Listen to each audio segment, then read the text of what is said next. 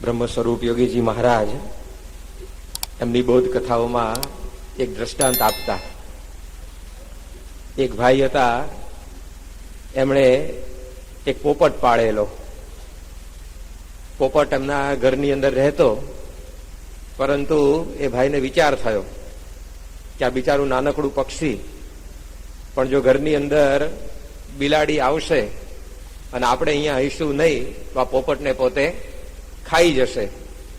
એટલે પોપટને એમણે પોતે શીખવાડી દીધું કે બિલ્લી આવે તો ભાગ જાના.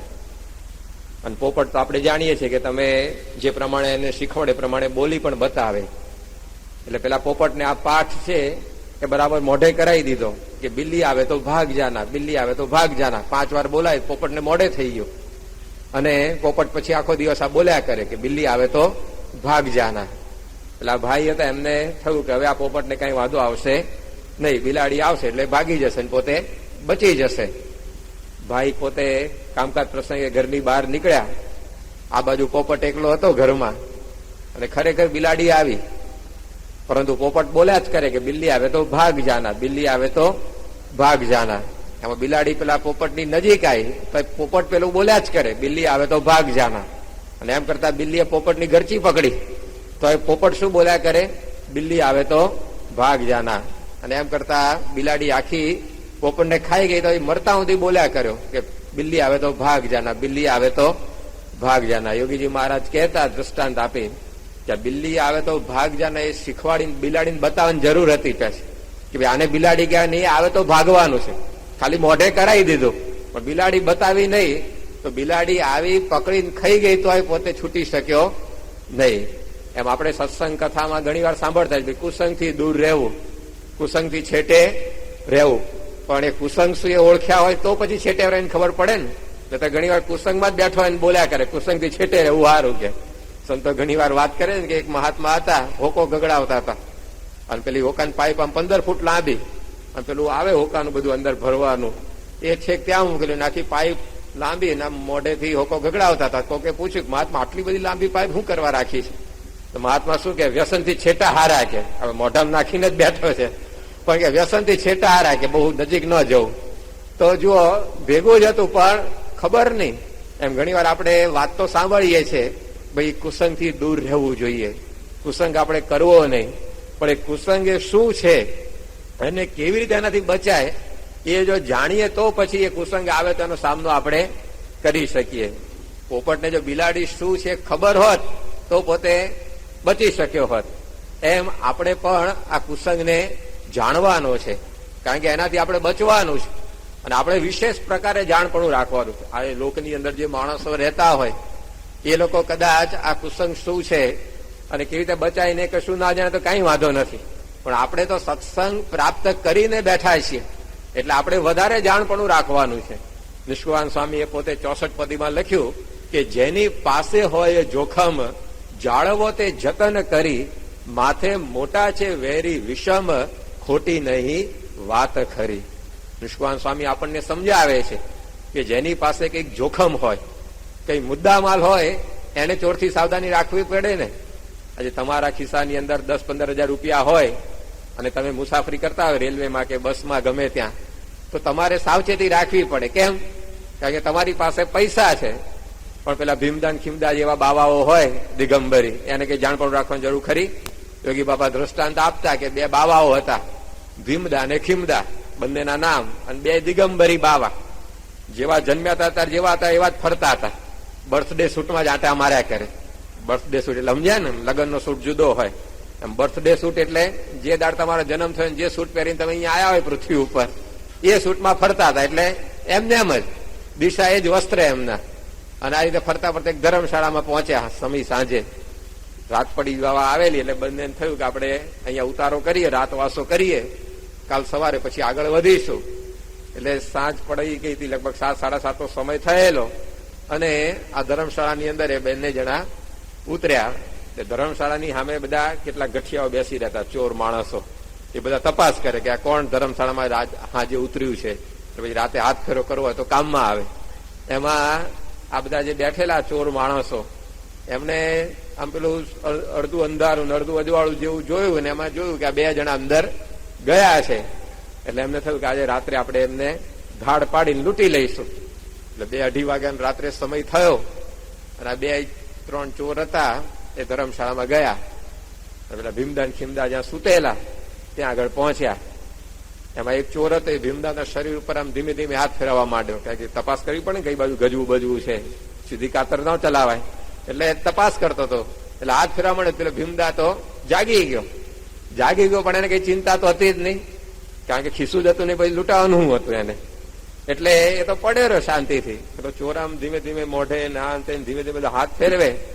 એમાં પછી બાજુમાં ખીમદા સુતેલો તો ખીમદાને જગાડ્યો ભીમદાએ અને ધીમે રહીને વાત કરી કે ખીમદા કે શું કે કોક આયું લાગે છે શરીર ઉપર કે હાથ ફેરવે છે. પેલો ખીમદા હું કે પડ્યો કે મારી બાજુ મોકલ ને કે મારા શરીર હાથ ફેરવે મારા થોડાક મચ્છરા ઉડે કે ઊંઘ હારી આવે કે. એટલે બાપા કે આવા ભેગા થયા હોય એને હવે લૂંટાવાનો કઈ ભય ખરો? કઈ કશું પાસે છે જ નહીં એને. એમ સ્વામી કહેતા કે આ દુનિયાની પાસે તો ભગવાન નથી, સત્સંગ નથી, સત્પુરુષ નથી એ લોકો પાસે. તે લોકો તો ઉભાંગળ વર્તે, ગમે તે ખાય પીવે તેને કઈ ચિંતા નથી. પરંતુ આપણે તો ભગવાનને પ્રાપ્ત કરીને બેઠા છીએ. આપણને આવો સત્સંગ મળ્યો છે, આપણને પ્રમુખ સ્વામી મહારાજ જેવા સત્પુરુષ મળ્યા છે, તો આપણે એવા કુસંગથી વિશેષ જાણપણું રાખવું પડે.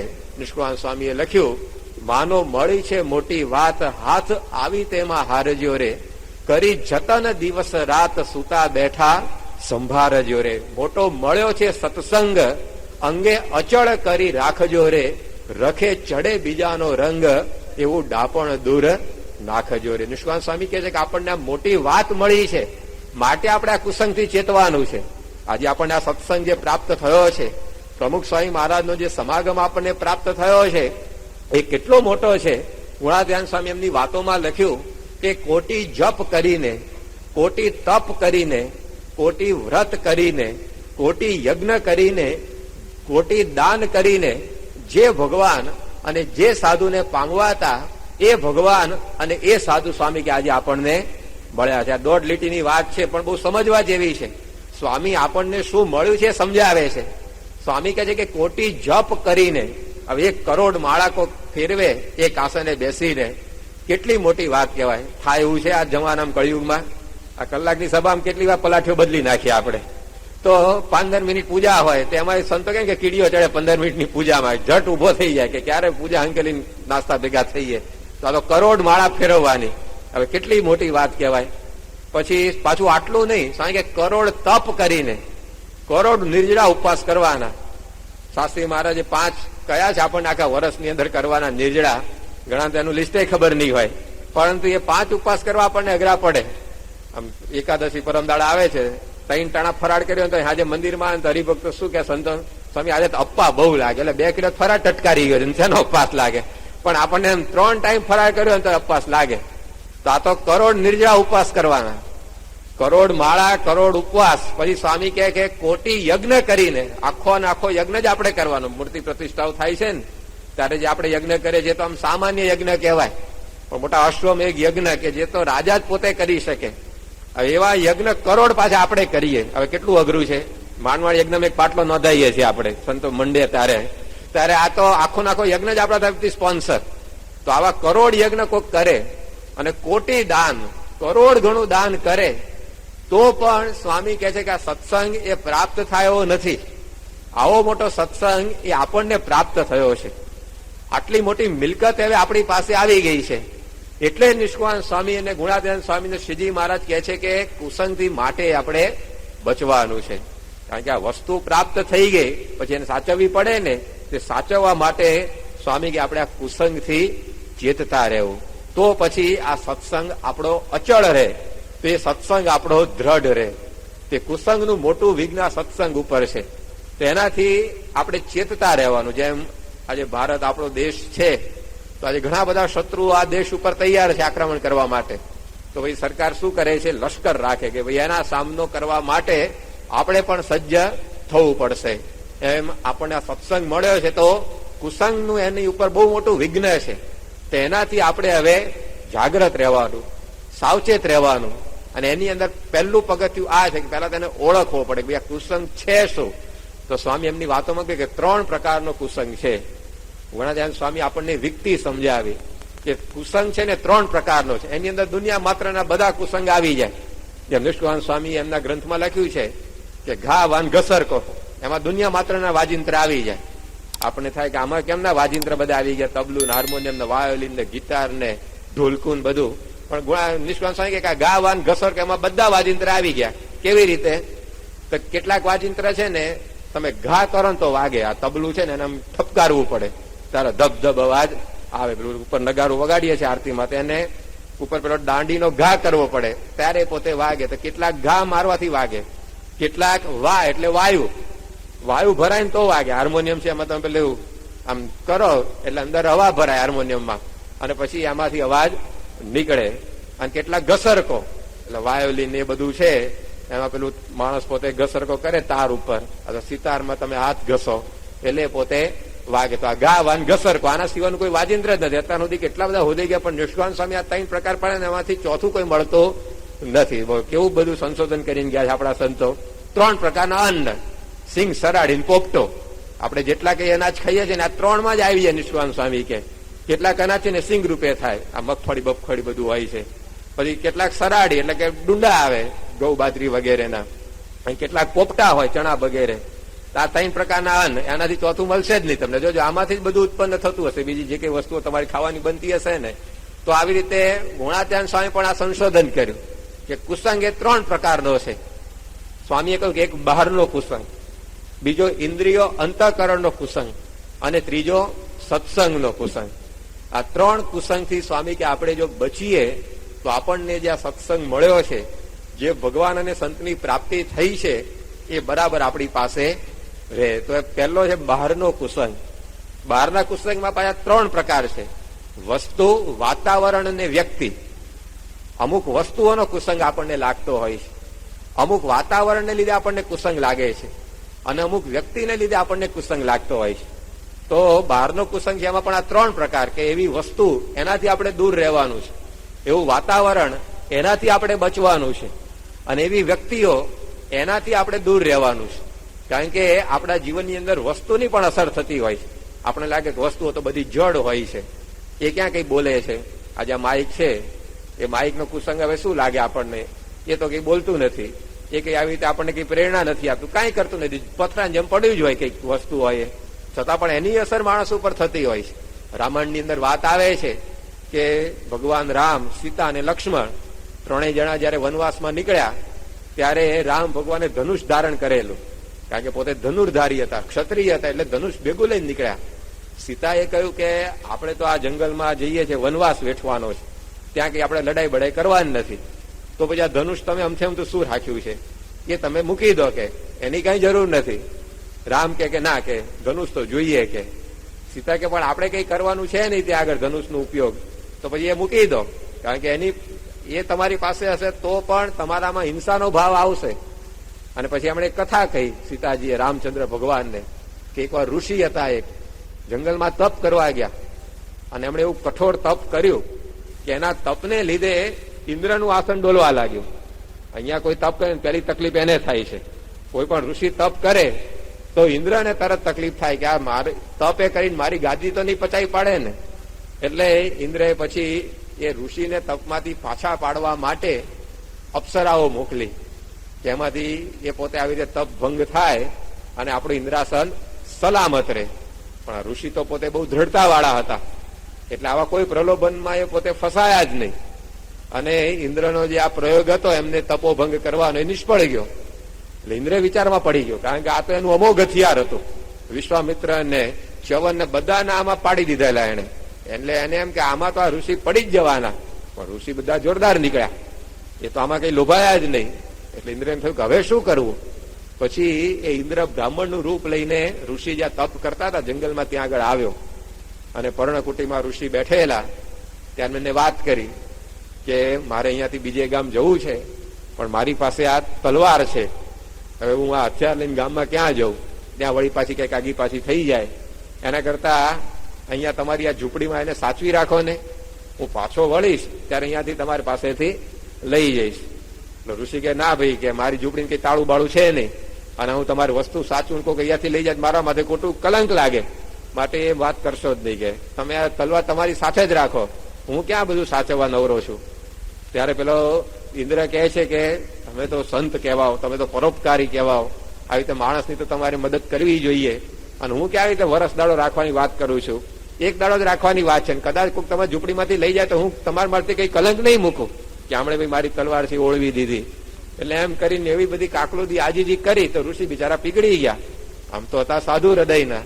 એટલે ઋષિએ કહ્યું કે કઈ વાંધો નહીં, હવે કે આ ઝૂંપડીમાં પેલા ખૂણા મૂકી રાખો, અને તમે પાછા વળતા અહીંયાથી પસાર થાવ ત્યારે હું કદાચ હોઉં કે ના આવું, પણ તમે ત્યાંથી લઈ લેજો, અહીંયા કોઈ બીજું આમ તો આવતું નથી, એટલે એ વસ્તુ આગી પાછી થશે નહીં. ઇન્દ્રએ પોતે ખૂણામાં તલવાર મૂકી અને ગયો તે ગયો, એ કે પાછો આવવાનો હતો નહીં, તલવાર મૂકી દીધી એને. હવે આ બાજુ ઋષિ સવારે જાગ્યા અને એમને જંગલની અંદર ફળ ફૂલ લેવા માટે યજ્ઞમાં થોડાક લાકડાની જરૂર પડી, તો એ લાકડા લેવા માટે જવાનું થયું. ઋષિને વિચાર આવ્યો કે આ તલવાર અહીંયા મૂકી રાખી છે, અને આપણે જો આ જંગલમાં જઈશું કોઈક આવીને લઈ જશે તો ભલે પેલા એ કહ્યું છે કે હું તમારા માથે કલંક નહીં મૂકું, તોય પણ પાછા લોકો તો બોલશે ને કે આની બધી વસ્તુ રાખીને હાથવી નો કે ના તેન બધું. એટલે ઋષિને થયું કે લાવો ને ભેગી લેતા જઈએ, પાછા આવીશું તો લેતા આવશું. તલવાર લઈને ઋષિ નીકળ્યા અને જંગલની અંદર ફળ ફૂલ બધું વીણવા માટે જતા હતા. ત્યાં રીંછ ઝાડી આવી, કેમે કરીને રસ્તો આગળ હતો જ નહીં, જવા એવું હતું જ નહીં. એટલે ઋષિ પોતે મૂંઝવણમાં પડે, કરવું શું? એમાં એમને યાદ આવ્યું કે આપણી પાસે પેલી તલવાર છે, એટલે તલવાર લઈને પેલી જે ઝાડી હતી ને આમ જરા ફેરવી એની ઉપર, તો પેલું ઝાડ પણ કપાઈ ગયા, તલવાર બહુ તીક્ષ્ણ ધાર વાળી હતી અને રસ્તો થઈ ગયો. તો ઋષિને થયું કે હથિયાર કામનું છે, કે અમથે અમથું પડી રહ્યું પણ આવે છે કામનું, કે એટલે પછી તો ભેગું જ રાખવા માંડે કાયમ પોતાની.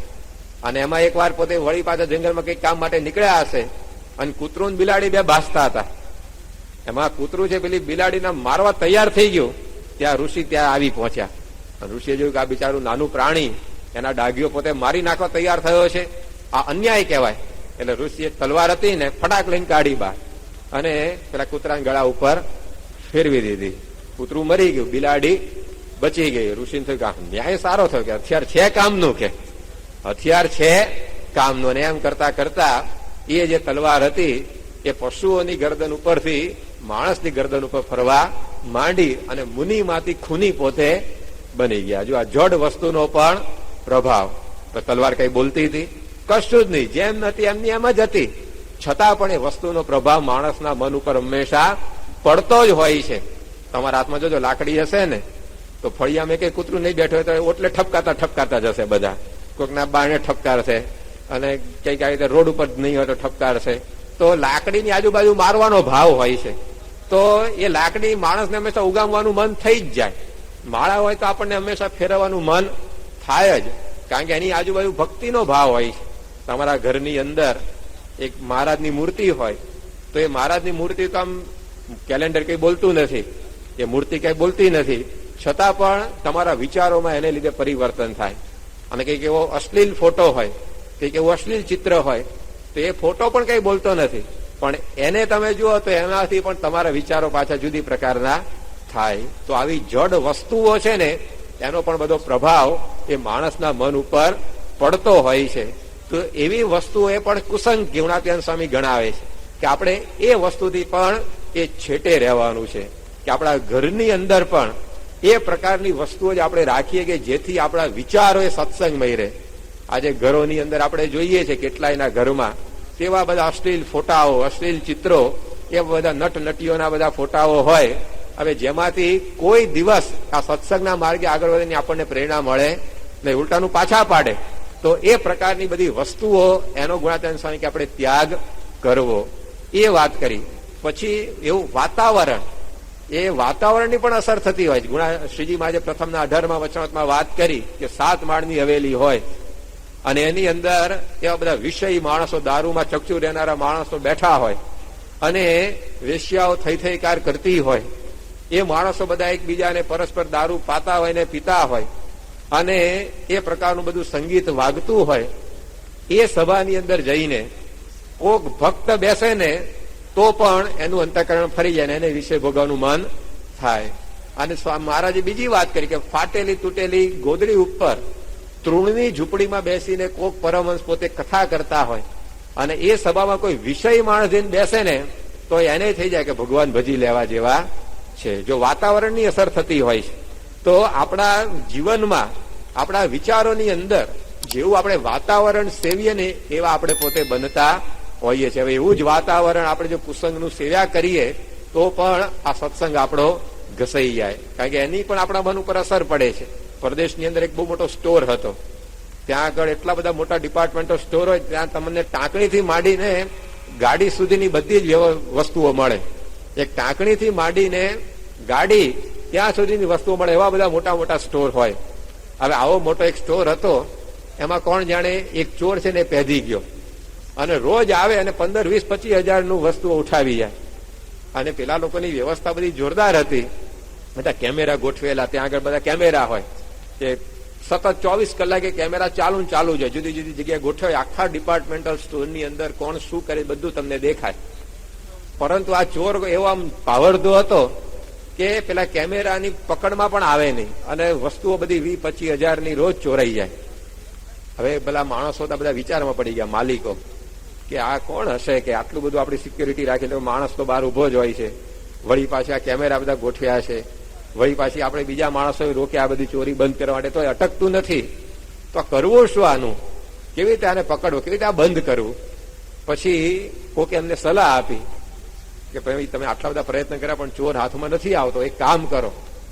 એ માણસે સલાહ એવી આપી કે એક કેસેટ એને બનાવડાવી. કેસેટમાં ખાલી એક જ વાક્ય ટેપ કરેલું કે આઈ એમ ઓનેસ્ટ, આઈ કાન્ટ સ્ટીલ, કે હું પ્રામાણિક છું અને હું ક્યારે ચોરી કરું નહીં. આવું એક વાક્ય રેકોર્ડ કરાવી અને જેમ આપણે પેલી સ્વામિનારાયણ કેસેટ બહાર પડી છે ને, વાગ્યા જ કરે એનું એ જ આખો દિવસ. તેવી રીતે કેસેટ આખી જ્યારથી પેલી દુકાન શરૂ થાય ત્યારથી બંધ થાય ત્યાં સુધી આખા ડિપાર્ટમેન્ટલ સ્ટોરમાં એ વાગ્યા કરે. તમને એમ ડિસ્ટર્બ ના થાય પણ સતત તમારા કાનમાં એ વાક્ય ધીમે ધીમે સંભળાયા કરે. તો પેલો જે ચોર આવતો હતો ચોરી કરવા માટે, તો એ પોતે ચોરી કરવા માટે આવ્યો. પહેલા દિવસે તો જે પ્રમાણે ચોરી કરતો હતો રોજ એ પ્રમાણે કરી. બીજા દિવસે આવ્યો ત્યારે વળી પાછું પેલું જે વાક્ય સંભળાતું હતું એને થયું કે આપણે પ્રામાણિક રહેવું જોઈએ, આપણે ચોરી ન થાય. તો એ પેલો વર્ષોનો ધંધો પડી ગયો હોય તો એક વખત કેમનું આવી રીતે તરત અંતકરણ ફરે. આપણે કેટલા વખતથી કથા સાંભળે ત્યારે માંડ 10 વર્ષે પૂજા લેવાય, 15મા વર્ષે તિલક ચાંદલો શરૂ થાય, 20મા વર્ષે ડુંગળી લસણ મુકાય અને ત્યારે માંડ ભ્રમરૂપ થઈ જાય 50 વર્ષે. આને તો એક દાડા કેમનું અંતકરણ ફરે. એટલે 2-3 દાડા સુધી તો કઈ ફેર પડ્યો જ નહીં. પણ પેલા વાતાવરણ જે આખું પેલા શબ્દોને લીધે આખા સ્ટોરની અંદર તૈયાર થતું હતું કે ભાઈ આપણે પ્રામાણિક રહેવું જોઈએ, આપણે ચોરી ના થાય, એ પ્રકારના શબ્દો એ એના મનની અંદર કાયમ પડવા માંડ્યા અને ધીમે ધીમે કરતા ચોરીનું પ્રમાણ ઘટવા માંડ્યું. અને એમ કરતા કરતા 15 દિવસની અંદર પેલો જે માણસ હતો એના આખા વિચારો બધા ફરી ગયા, ચોરી કરવા આવતો બંધ પોતે થઈ ગયો. આ બનેલો દાખલો છે. જો આ વાતાવરણની અસર એ માણસ ઉપર હંમેશા થતી હોય છે, તો આપણે એવું વાતાવરણ સેવવું કે જેનાથી આ સત્સંગના જ વિચારો આપણા અંતરની અંદર રમ્યા કરે. પ્રમુખ સ્વામી મહારાજ પરદેશમાં એકવાર હતા અમેરિકામાં, અને ત્યાં આગળ લાસ વેગાસની અંદર સ્વામીને જવાનું થયું. હવે લાસ વેગાસ છે ને દુનિયાની મોટા મોટી જુગારી નગરી છે.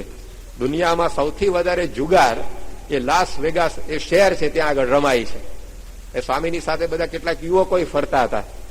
એ બધા યુવકોને ખબર કે આ લાસ વેગાસ આવું બહુ મોટું જુગારનું કેન્દ્ર છે અને જુદી જુદી પ્રકારના બધા મશીનો હોય જુગાર રમવાના, અને બધી અદભુત બધી રોશનીઓ નામ તેને બધું કર્યું હોય. એટલે સ્વામીને વાત કરી કે સ્વામી અહીંયા સુધી આપણે આવ્યા છીએ તો તમે તો બધા સત્સંગ સભા નામ બધું કાર્યક્રમ છે, પણ અમે એકવાર આમ લટાર મારી બહારથી જ જોઈશું. જુગારના જે બધા અડ્ડાઓ હોય ત્યાં અંદર નહીં જઈએ, પણ આમ કેવી રોશની છે કેવી બધી વ્યવસ્થા છે એ બધી જોવા જઈએ. સ્વામી કે રહેવા દો કે કઈ જવા જેવું નથી ત્યાં આગળ. પણ યુવકો બધા આગ્રહ સ્વામીને કર્યો એટલે સ્વામી કહ્યું સારું જાઓ, રોશની બોશની જોઈએ આવો, પણ જોજો કે અંદર પગ કોઈ પગથિયું ચડતા નહીં. એટલે યુવકો બધા ઉપડ્યા અને બધી ઝાક જમણ એવી અદભુત હતી, કારણ કે માણસોને આકર્ષવાના હોય એટલે બધી અદભુત આવી રોશની ત્યાં આગળ ગોઠવેલી. ત્યાં છોકરાઓને થયું કે બહાર આટલું બધું ઝાક જમાડ કરી છે અંદર તો શું હશે કે. એટલે બધાને થયું કે આપણે અંદર જઈને જુગાર તો રમવો જ નથી, પણ ખાલી જોવા માટે જઈએ. અને એમ કરીને અંદર ઘૂસ્યા જોવા માટે. સ્વામીએ ના પાડેલી પણ ઉપડ્યા. પણ અંદર પછી બધા મશીનો બધા જાત જાતના બધા અને બધા જુગાર માણસો રમતા તે બધું જોયું અને એમાં એ લોકોને મન થઈ ગયું કે આ 1/50 નીકળે છે એવું આ મશીન છે, તો લાવો ને આપણે જરા $1 નાખીએ, 50 આવશે સેવા કરી દઈશું મંદિરમાં. પછી વિચાર એવો કે મંદિરમાં જો 1/50 થઈને આવશે તો આપણે આખો દિન સેવા કરશું. અને એમ કરીને રમવામાં એમ બેસી ગયા. પેલો જુગારવાળો 1/50 આપવા બેઠો છે, એને ધંધો કરવાનો છે, એ કઈ ખુવાર થવા નથી બેઠો હતો. એ તો બધું લખ્યું હોય મશીનમાં કે 1/50 મળશે ને એકાદ ને આવે, બાકી હોના તો જાય જ. એટલે બધા યુવકો જે કઈ થોડા ઘણા ડોલર લઈને ગયા હતા, પૈસા લઈને ગયા હતા, બધા અંદર ઓરીને આવ્યા પાછા ખાલી ખિસ્સે. અને સ્વામીએ પછી જેવા આવ્યા એવી વાત કરી. સ્વામી કે શું થયું, રિપોર્ટ આપો. બધાએ કહ્યું સ્વામી તમે ખાલી બહારથી જોવાનું કહ્યું હતું, પણ અમારથી અંદર જયા વગર રહેવાયું નહીં, અને અંદર ગયા પણ અમારથી રમાયા વગર રહેવાયું નહીં. એટલે ખિસ્સા ભરીને ગયા હતા પણ ખાલી કરીને આવ્યા છે. સ્વામી બધાનો ઉપવાસ ઠપકાર્યો પ્રાયશ્ચિતનો કે આ મહારાજની આજ્ઞા લોપી છે તો બધા એક ઉપવાસ કરી નાખજો. પરંતુ આ વાતાવરણ, હવે સત્સંગી યુવકો હતા, તિલક ચાંદલો કરતા હતા, પૂજા પાઠ કરતા હતા, પણ એ વાતાવરણ સેવ તો અસર થઈ ગઈ. મહારાજે કહ્યું કે તિલક ચાંદલો કરીને દારૂ પીવો તો ઘેન તો ચડે જ. હવે એ કે તિલક ચાંદલો કરે માળા ફેરો એટલે દારૂ પીએ એટલે દારૂની અસર તો થાય જ આપણી ઉપર. તમે તિલક ચાંદલો વગેરે કહીને અગ્નિ પડો તો બળી ના જાઓ. તો અગ્નિનો ભાવ એ અગ્નિ ભજવે જ. એ વાતાવરણ એ આપણે ગમે તેવી ભક્તિ કરતા હોઈએ તો પણ એની અસર આપણને કરતું હોય છે. તો આપણે એવી પ્રકારના વાતાવરણથી પણ છેટા રહેવું. તો હોટલના વાતાવરણ એવા વાતાવરણ કહેવાય કે જ્યાં આપણો સત્સંગ કોઈ દિવસ રહે નહીં. આ થિયેટરો હોય છે એના વાતાવરણ, એમાં કોઈ ભગવાન ભજવાન મન થાય આપણને, તે વાતાવરણ એવું છે. તમારા ગામની અંદર પાનના ગલ્લા હશે, તે પાનના ગલ્લાના વાતાવરણ આવા જ ગણાય કે ત્યાં આગળ કોઈ દિવસ તમને આ સત્સંગ સંબંધી વિચાર આવે નહીં. સત્સંગ સંબંધી વિચાર તો ના આવે, પરંતુ એ વિચારો બધા તમારા સત્સંગના ને ઘસાઈ જાય એવા વાતાવરણ હોય છે. આ ગામના ચોરે બેન બધા ભાભાઓ શું કરતા હોય, ડોહાઓ શું કરતા હોય, ભગવાન ભજવાન વાતો કરતા હોય છે. ગુણાધ્યાન સ્વામી નાના હતા મૂળજી સરમાં, ત્યારે એમના બાપુજીએ કહ્યું કે ભગવાન તો મોટી ઉંમરે ભજવાના હોય, આ નાનો હું માળા લઈને બેઠો છું. મૂળજી શર્મા કઈ બોલ્યા ને ગામમાં આટો મારવા નીકળ્યા, કેટલા મોટા ભગવાન ભજે છે. તો ચોરે બધા ડોહલાઓ બેઠેલા ખો ખો કરતા, ત્યાં જઈને જોયું બધા ગામ ગપાટા જ મારતા હતા. બસમાં કોણ ઉતરે છે કોણ ચડે છે એ જ જોતા હતા. એટલે ત્યાંથી આગળ ગયા. પછી કઈક બીજી દુકાન હશે ગામની અંદર, તો ત્યાં બધા ભેગા થયા. તો ત્યાં ગયા પણ ત્યાં કઈ આવી વાત નહોતી. તો આ ગામડાની અંદર આ બધા સ્થાનો હોય છે, તો એનું વાતાવરણ એ આપણો બધો સત્સંગ એ ભૂસી નાખે. આપણી જે કઈ દ્રઢતા હોય એ એની અંદર ચાલી જાય. તે વાતાવરણથી પણ આપણને સ્વામી સમજાય છે કે આપણે સાવધાન રહેવું. સંતો વાત કરી પેલા પોપટની, કે એક કસાઈના ઘરમાં પોપટ હતો ને એક ભક્તના ઘરમાં પોપટ હતો. તો ભક્તના ઘરમાં જે પોપટ હતો એ બોલતા શું શીખ્યો, રામ રામ રામ રામ એમ બોલતા શીખી ગયો. હવે પેલો શીખવાડવા નતો ગયો ભક્ત પોપટને કે તાર રામ બોલવું, પણ પેલો ભગત રોજ એવી રીતે પૂજા પાઠ આરતી થાળ આ તે બધું કરે ને ભગવાનનું ભજન કર્યા કરે. તો પોપટને પણ એ વાતાવરણ જે ભક્તિમય એના ઘરમાં હતું એની અસર થઈને એ વગર કઈ બોલતા શીખી ગયો. અને કસાઈના ઘરમાં જે પોપટ ઉછેરતો તો એ મારો કાપો કાઢો ને આવું જ બોલતા શીખ્યો, કારણ કે પેલા કસાઈના ઘરમાં કાયમ આ જ બૂમો પડતી હોય. તો જો વાતાવરણની અસર એ હંમેશા થતી હોય છે, તો આપણે પણ એવું વાતાવરણ સેવવું કે જેથી આ સત્સંગ આપણો સચવાય. તેવું વાતાવરણ ક્યાં મળશે આજે? એ વાતાવરણ મંદિરમાં જ છે, એ વાતાવરણ આપણી સત્સંગ સભાઓમાં છે. બાકી બહાર તો બધું સ્વામી કે હળગેલું જ છે. આપણો સત્સંગ પુષ્ટ થાય, સત્સંગમાં આપણી દ્રઢતા વધે એવું બહાર કોઈ વાતાવરણ નથી. તો એ પણ કુસંગથી સ્વામી કે આપણે સાવચેત રહેવું. અને ત્રીજું છે વ્યક્તિઓનો કુસંગ. એવી દુરાચારી વ્યક્તિઓ, એવી પ્રકારની લોક અને વેદની મર્યાદાને લોપીને વર્તતી વ્યક્તિઓ, એનો પણ કુસંગ આપણને લાગે. મહારાજે પ્રથમના 18મા વચનામૃતમાં વાત કરી કે આ લોકની જે મર્યાદાઓ હોય, શાસ્ત્રની જે મર્યાદાઓ હોય, એને લોપીને વર્તતો એવો કોઈ ભ્રષ્ટ માણસ હોય અથવા તો કોઈ ભ્રષ્ટ બાઈ હોય, એની વાત સાંભળવી અથવા તો એના દર્શન કરવા અથવા તો એની કઈક રસોઈ જમવી, મહારાજ કે એ લીલાંગર ભાંગ અને દારૂ પીધા જેવી છે. મહારાજે આ વાત કરી છે કે આવી જે બધી વ્યક્તિઓ હોય, દુરાચારી માણસો, એનો સંગ એ કરવો એ દારૂ પીધા જેવો છે. કારણ કે એની અસર આપણને થાય જ. એ બાજુમાં નાવલી ગામ છે, ત્યાં આગળ કશિયાભાઈ કરીને મહારાજના વખતમાં બહુ મોટા સત્સંગી થઈ ગયા. હવે મહારાજના આશીર્વાદથી એમનો જન્મ થયેલો. નીલકંઠ વર્ણી વેશે શ્રીજી મહારાજ જયારે નીકળેલા ત્યારે મહીસાગરના કાંઠે એમના બાપુજી હતા, એમણે કઈક 84 કરેલી અને બધા બ્રાહ્મણો જમવા માટે બોલાયેલા. બનવા જોગ નીલકંઠ વર્ણી બરાબર એ જ વખતે ત્યાં આવી પહોંચ્યા અને આવા અતિથિને જોયા એટલે એમના બાપુજી હતા એ પોતે બહુ રાજી થયા કે આ ભગવાન જ પોતે અતિથિ વેશે આવ્યા. અને પછી વરણીની એમણે ખૂબ સેવા કરી અને મહારાજને કહ્યું કે કંઈક એવા આશીર્વાદ આપો કે જેથી પુત્ર રત્નની પ્રાપ્તિ થાય. અને મહારાજે આશીર્વાદ દીધા ને એના પ્રતાપે આ કશ્યાભાઈનો જન્મ થયેલો. પરંતુ કુસંગીનો યોગ લાગી ગયો, સત્સંગ ઘસાઈ ગયો. ભગવાન નિરાકાર છે, ભગવાન જેવું કઈ છે જ નહીં, આપણે જ ભગવાન, એવી પ્રકારની સાવ અવળી માન્યતા એમના મનમાં ગોઠવાઈ ગઈ. પછી ભગવદાનંદ સ્વામીનો એમને યોગ થયો અને વળી પાછા સત્સંગની અંદર પોતે આવ્યા. પરંતુ કહેવાનું તાત્પર્ય કે જો ભગવાનના આશીર્વાદથી જન્મેલા હોઈએ ને તો પણ આ ખરાબ વ્યક્તિનો સંગ આપણને લાગ્યા વગર રહે નહીં. કારણ કે કુસંગનું બળ એવું હોય છે. તો આપણને સ્વામી સમજાવે છે કે એનાથી પણ આપણે છેટે રહેવું જોઈએ. શ્રીજી મહારાજના સમયમાં અદ્વૈતાનંદ સ્વામી થઈ ગયા. પૂર્વાશ્રમમાં એમનું નામ હતું મગનીરામ. હવે ભગવાન ભજવા નીકળેલા, અને ભગવાન ભજવા નીકળેલા એટલું નહીં, ભગવાન ભજતા હતા પાછા. વ્યવસ્થિતપણે પોતે ભગવાનની ભક્તિ વગેરે કરતા હતા અને ભગવાનને પ્રાપ્ત કરવા જેવી દ્રઢતા વાળા હતા. પરંતુ એવા બધા દારૂ પીનારા, માંસ ખાનારા, રામકીઓ રાખનારા બાવાઓનો યોગ થઈ ગયો તો ભગવાન ભજવાની આખી વાત એના જીવનમાંથી વિસરાઈ ગઈ અને પોતે પણ એ બધાની અંદર ચકચૂર થઈ ગયા. પછી શ્રીજી મહારાજને એમને યોગ પ્રાપ્ત થયો અને વળી પાછા મહારાજના એ પોતે પરમહંસ બન્યા ને ભગવાનનો સાક્ષાત્કાર જીવનમાં થઈ ગયો. પણ કહેવાનું તાત્પર્ય શું કે આવી પ્રકારની દ્રઢતાવાળા માણસો હોય પણ એવો જો કુસંગ વ્યક્તિઓનો થાય તો એ દ્રઢતા આપણી બધી ફરી જતી હોય છે. તો એ વાત મહારાજ અહીંયા આપણને સમજાવે છે.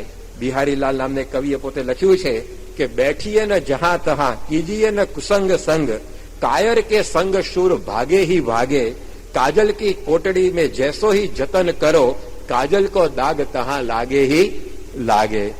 એ પોતે સમજાવે છે કે તમે કાજળની કોટડી હવે એની અંદર રહ્યા હો તો ગમે તેટલી તમે સાવચેતી રાખો ને તો એ તમને ડાઘ લાગે વગર રહેતો નથી. સ્કૂટર જેની પાસે હશે, ગાડી જેની પાસે હશે, એને અનુભવ થતા હશે.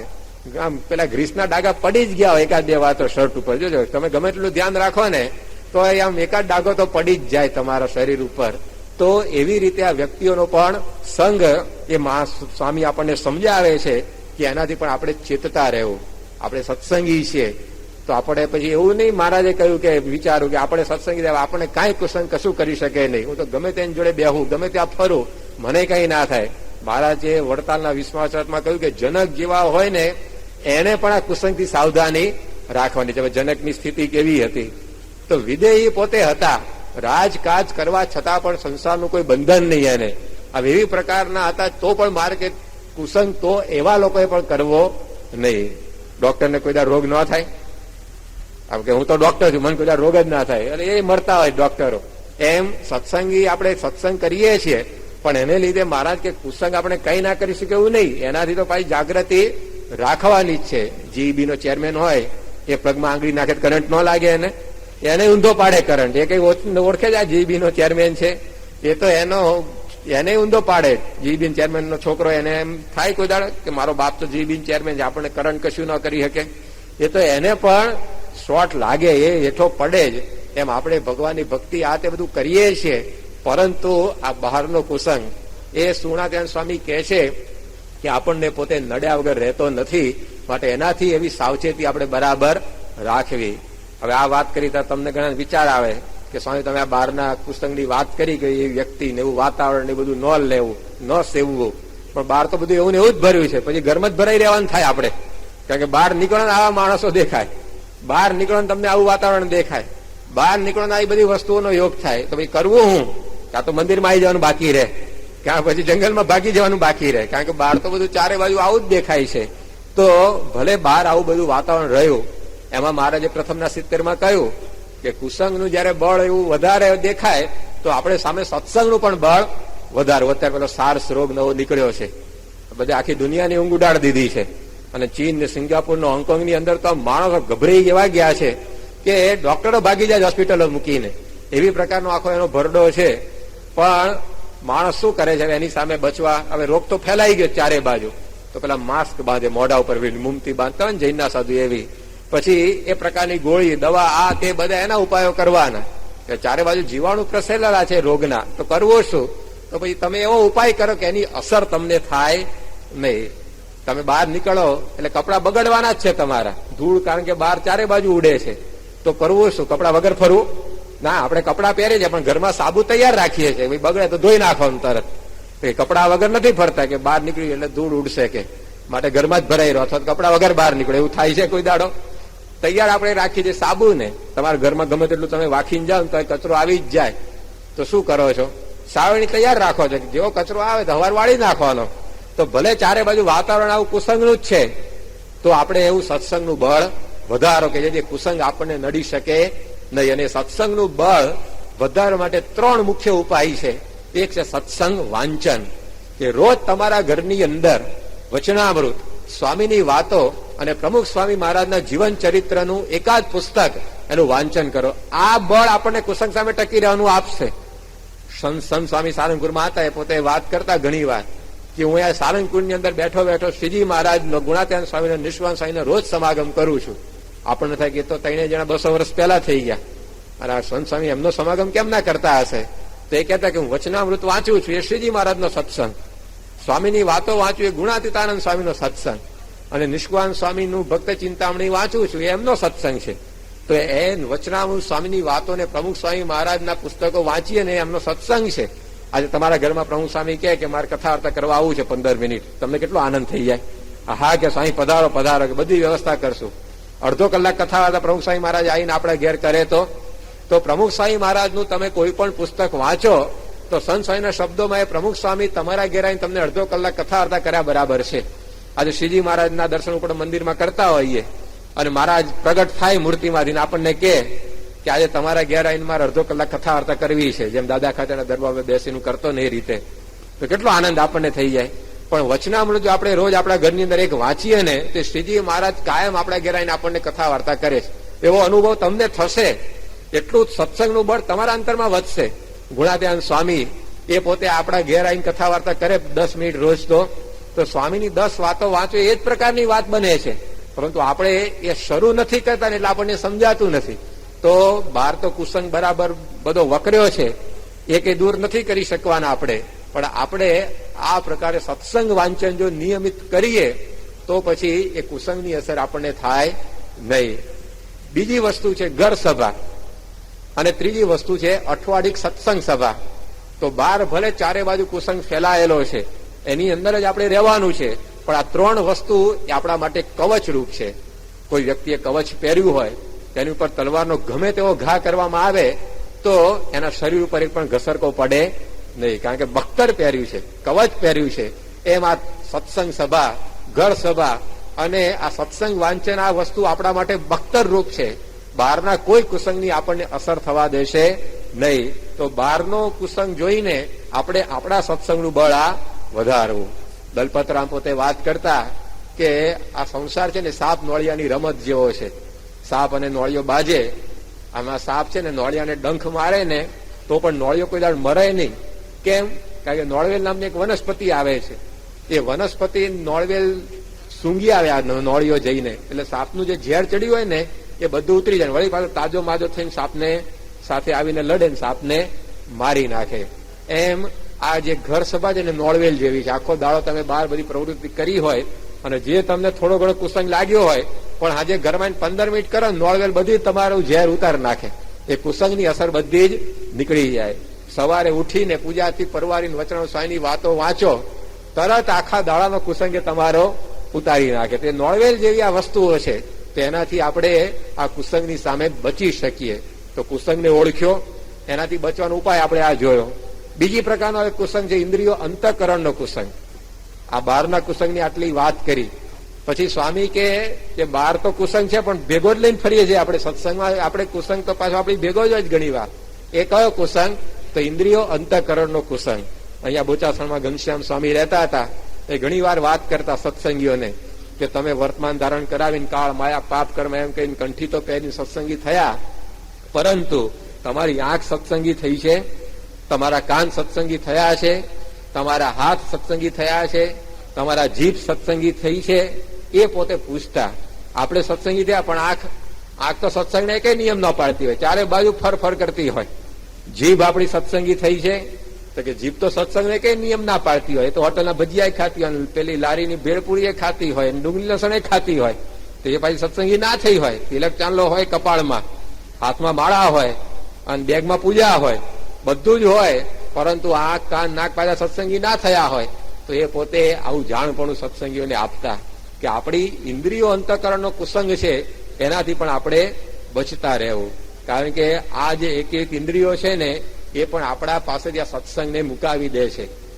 ઉમરેઠના પેલા ગંગારામ હતા, એ પોતે સમાગમ કરવા ગયેલા ગઢડા શ્રીજી મહારાજનો, અને ત્યાં આગળ ગયા, પરંતુ આપણે પ્રસંગ જાણીએ પેલી આંબલી ભેગી લઈ ગયા હતા દાળમાં રાખીને રોજ ખાવા માટે, પણ આંબલી એમની ખૂટી ગઈ, અને આંબલી ખૂટી એ ભેગો જ સત્સંગનો પણ રંગ બધો ઓસરી ગયો. મહારાજની પાસે આવ્યા, મહારાજ ઉમરેઠ જવાની રજા આપો. મહારાજ કે તમે મહિનાને નક્કી કરીને આ નજીક 15 દાડા થયા છે કે ના, કે મહારાજ હવે જવું પડશે. પણ મહારાજે બહુ આગ્રહ કર્યો, થોડી પાછા રોકાઈ ગયા, કારણ કે મહારાજની આમે બહુ તો કઈ બોલાય નહીં.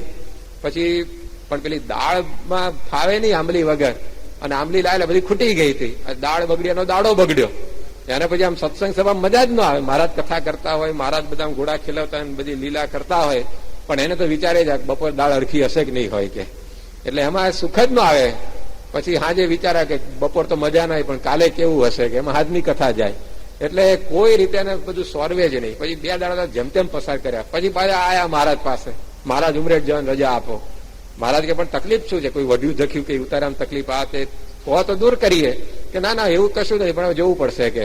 મારે કે ના, કે રો બધા મોટા સદગુરુ આયા છે, સમાગમ કરો. એટલે વળી પાછા મહારાજે કે રોકાઈ ગયા. પણ 2 દાડા પાછા જેમ તેમ પસાર કર્યા. 1 મિનિટ એક યુગ જેવી લાગે. ઘણાના 1.5 દાડા આવ્યા છે ને એમાં આવો અનુભવ થશે કે આવું ક્યારે સંતો છોડે કે કાલે બપોરે. પરંતુ આમ આ ગંગારામને એવું થયું કે આ મહારાજ કે કરે છે, પણ હવે જોવું જ પડશે કે. પછી તો 2 દાડા માંડવાળ પસાર કર્યા, 3 દાડા તો બિસ્તરા પોટલા લઈને જ આયા મહારાજ જોડે. એટલે મહારાજને ખબર પડે કે હવે અમને રજા દેવી જ પડશે કે. ઘણા બધી તૈયારી કરીને આવે સ્વામી પાસે, એમ કે સ્વામી આવા આશીર્વાદ આપો કે.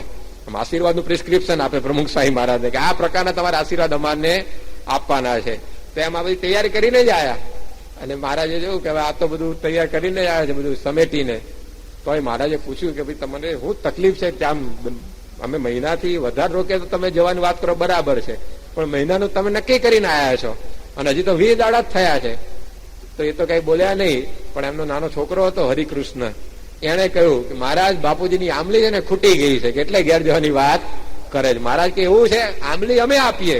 કે ના, મારા ચરોતર જેવી અહીંની આંબલી નહીં. તો આવી જ ગયા પાછા ઉમરેઠ ગઢડાથી. જો આ જીભનો કુસંગ, આ ચટાકા બધા જીભના, મહારાજનો સમાગમ આખો છોડાઈ દીધો.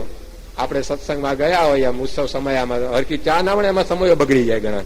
કે સમયો કેવો રે, ફૂલદોનો સારંગ જવા દો કે કેમ કે ચા બેકાર હતી કે. એટલે સ્વામીએ રંગ છાટ્યો, આશીર્વાદ આપ્યા, દર્શન થયા, ઠાકોરજી દર્શન થયા, તો ચા બગડી એટલે સમયો બગડ્યો, ઉતારો બગડે એટલે સમયો બગડે. આ બધું ઇન્દ્રિયો અંતઃકરણનો કુસંગ કહેવાય. તો સ્વામી કે એનાથી પણ આપણો આ સત્સંગ પોતે ઘસાઈ જતો હોય છે. તો આંખનો કુસંગ આપણને લાગી જાય. તો આંખનો કુસંગ કેવી રીતે લાગે છે? ટીવી દ્વારા, સિનેમાઓ દ્વારા, મેગેઝિન દ્વારા. આ બધા આંખના કુસંગ પોષનારા પરિબળો છે.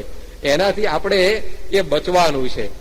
આ જે ટીવી ને સિનેમા નાન તેન બધું આજે ચારે બાજુ ચાલ્યું છે, એ આંખનો કુસંગ છે. એના દ્વારા જે બધું અંતરમાં ભરાય છે ને, સત્સંગનું સુખ આપણને લેવા દેતા નથી. યોગીજી મહારાજ હાઈ ચણાની વાત કરતા કે બ્રાહ્મણ છે ને 84 હતી તો જમવા નીકળ્યો ઘેરથી, પણ એને થયું કે હવે બધું 10-15 માઇલનું અંતર કાપવાનું છે, તો લાવો ને આમ થોડાક દાળિયા ભેગા લેતો જવું. એટલે કંઈક વચ્ચે રસ્તામાં ભૂખ લાગી, કંઈક વિઘ્ન આવ્યું રસ્તામાં, તો થોડું કંઈક હાથ હોગું ભાતું હોય, ખાવામાં કામમાં આવે.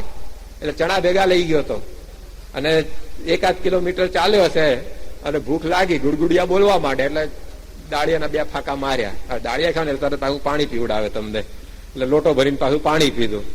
વળી પાછો આગળ ગયો, થોડીક આમ પાછી ભૂખ લાગી તો વળી પાછા ચણા ખાધા, વળી પાછું લોટો પાણી ઠપકાર્યું. અને એમ કરતા કરતા 1.5 દાળિયા લઈ ગયો હતો. તે જ્યાં પહોંચવાનું હતું ત્યાં પહોંચ્યો, ત્યાં 2 દાળિયા બધા ખાલી કરી નાખ્યા, અને 2 ગળા જેટલું પાણી પી ગયો છે હાલતા હાલતા.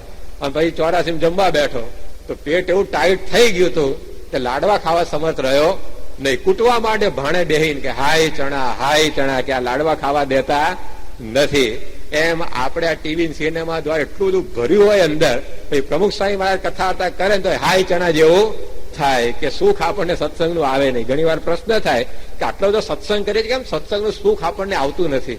મહારાજે કહ્યું કે ભગવાનના એક રોમમાં એટલું સુખ છે કે અનંત કોટી બ્રહ્માંડના વિષય એની ઉપર વારી ફેરી નાખી દઈએ. યોગીજી મહારાજ કહેતા કે આ સત્સંગનું સુખ કેસર કેરી એવું ગળ્યું છે. પ્રમુખ સ્વામી મહારાજને આપણે જોઈએ છીએ કે પોતે સત્સંગનું સુખ અખંડ ભોગવે છે, તો આપણને કેમ નથી આવતો? આજે પ્રમુખ સ્વામી મહારાજ જે સત્સંગ કરે છે એ સત્સંગ આપણે પણ કરીએ છીએ, તો એમને જે સુખ આવે છે, ભલે એમના જેવું ન આવે અત્યારે, પણ 1% તો આવવું જોઈએ ને. પણ એટલો અનુભવ કેમ નથી થતો? કારણ કે ગળા સુધી ચણા ખાઈને આપણે સભામાં આવીએ છીએ કે 24 કલાકમાંથી 22 કલાક સુધી આ બધું જોયા કર્યું હોય, અને પછી કથામાં આવીને બેસી અથવા તો મહારાજના દર્શન કરી ક્યાંથી એ મૂર્તિ અંતરમાં ઉતરે, તો આપણને આ કુસંગ એ પણ આ લાગી જતો હોય છે. તો સ્વામી કે એનાથી પણ આપણે બચવાનું. પ્રમુખ સ્વામી મહારાજ એમના આશીર્વાદની અંદર વારંવાર આપણને આ વાત કરી છે કે આપણે જયારે સત્સંગી થયા ત્યારે આ પ્રકારની એ જે સિનેમા નાન તે બધું એનો તો ત્યાગ જ એ કરવો. મહારાજે શિક્ષાપત્રમાં એમ લખ્યું ભવાઈ જોવા જવું નહીં. તે વખતે ભવાઈ હતી, અત્યારે આ ભવાઈ છે, હવે ઘર ઘરમાં આવી ટીવી દ્વારા ભવાઈ એ જોઈને પાછી કરવાની ઘરની અંદર. એટલે આ પ્રકારનું આખું બધું વાતાવરણ એ થયેલું છે. તો સ્વામી પણ એ વાત કરે છે, તે શબ્દો આપણે ધારવાના. સ્વામીને કઈ આવી રીતે જે મહારાજે કહ્યું કે તમે અમારા કઈ બાપ મારે છે, તમે વિષય ભોગવાની તમને ના પાડીએ છે, એમ સ્વામી આપણને શું કરવા ના પાડે? કારણ કે એમને આ સત્સંગનું સુખ આપવું છે. એમની ઈચ્છા છે કે આપણે બધા જ એમના જેવું સુખ ભોગવીએ.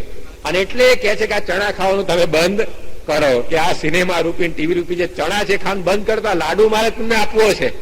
આ શેરે શેર ઘીના લસપતતા લાડુ છે એમ આપણને ખવડાવવા પ્રમુખ સ્વામી મહારાજને, પણ આપણે દાળિયામાંથી નવરા થતા નથી. તો એ કુસંગ